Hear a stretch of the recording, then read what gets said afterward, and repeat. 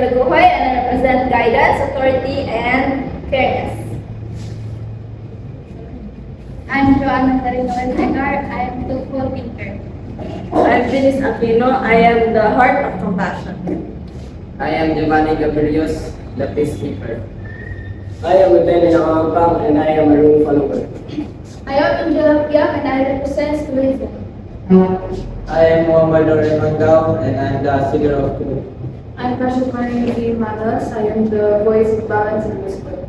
And I'm Crystal Grace Waring and the moralist. And I am Carduman Pidanega and the tempted soldier. I am Undag Saraman and I am the voice of consequences.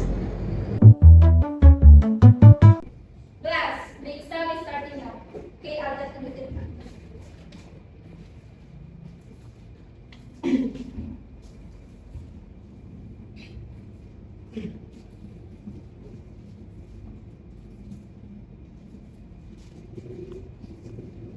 I hope you answer it quietly.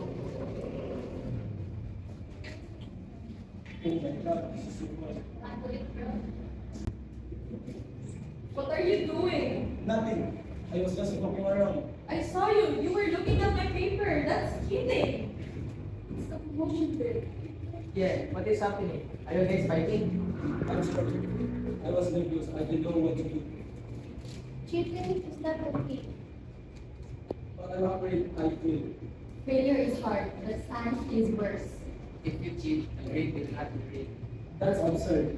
Yeah, bro, that's not fair. Yes, honesty matters more than a grade. What's the commotion here? I heard your conversation. What is going on? Teacher, I need confess. I copied Vinny's answer. I told you. I was right. In this grade, God is telling that it's not great quickly. Grave? No.